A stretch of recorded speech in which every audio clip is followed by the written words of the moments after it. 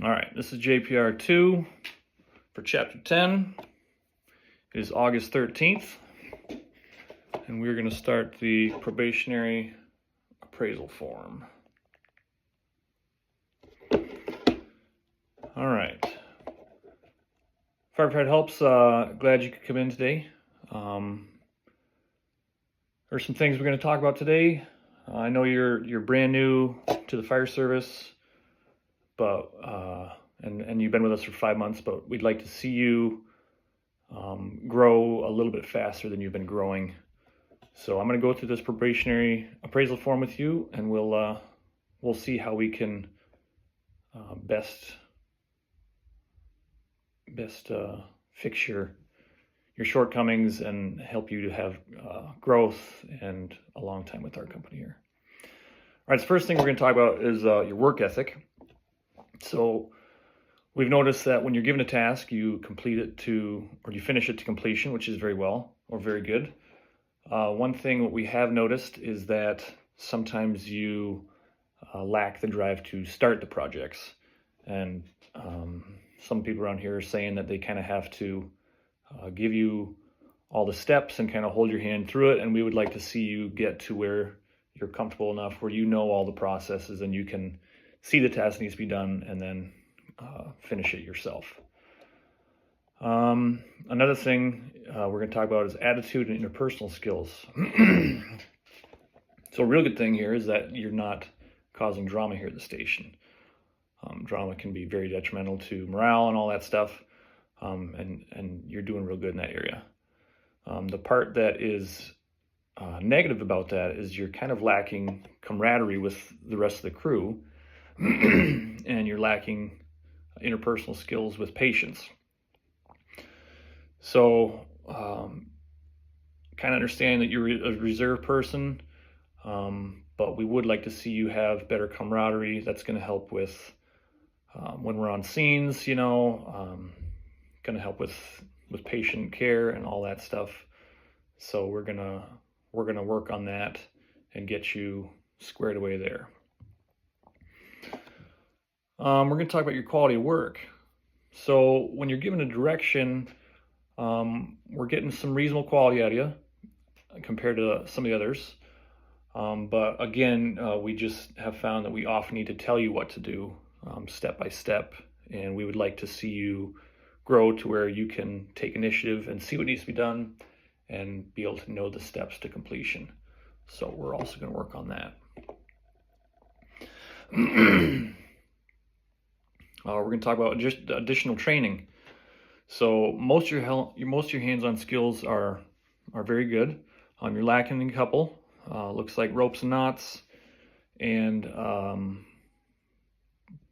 tank pump operations, drop tank operations. So ropes and knots we're not doing a whole lot of, but it is a skill we will work on. Really, you should be proficient in drop tank procedures. That's a pretty simple thing. We're going to work with you on that and get you squared away there. We'll talk fire emergency scene performance. You're doing pretty good there.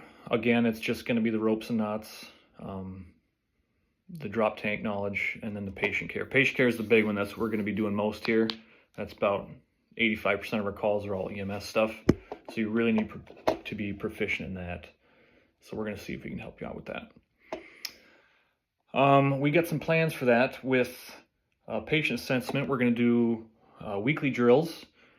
We're going to pair you up with one of the lieutenants, and we're going to go through medical and trauma and some peds drills with you, and we'll just get you to hammer through those. We're going to have checklists along with that, and then we'll have you shadow senior firefighter EMTs or medics on calls. You'll be able to see how they do it. They'll tell you what they expect, what they want, the information they're looking for on scene, and then just generally how to keep a good rapport with the patient themselves.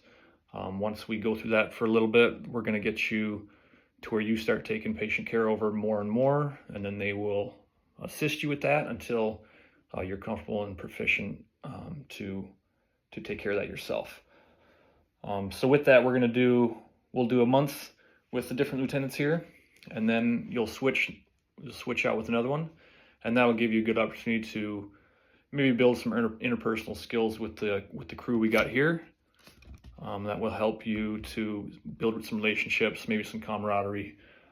Yeah, you get to meet all the guys real well and build a good rapport with them, which is good. We got to have good camaraderie, morale. I mean, we're all risking our lives for each other here, and hopefully we can, you know, if need be, we can be the ones that save each other's lives. So you got to have a good rapport for that.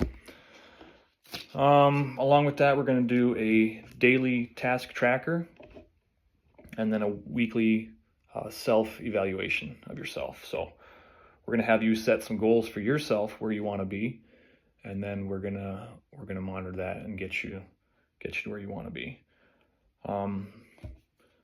Along with building relationships, we're going to have you a mandatory attending all functions. We're going to be doing some cookouts later. You got to attend all those.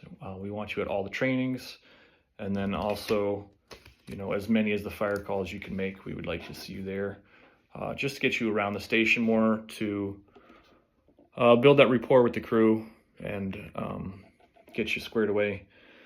So you've been here 5 months, and we're seeing some good progress from when you first started, so that's good.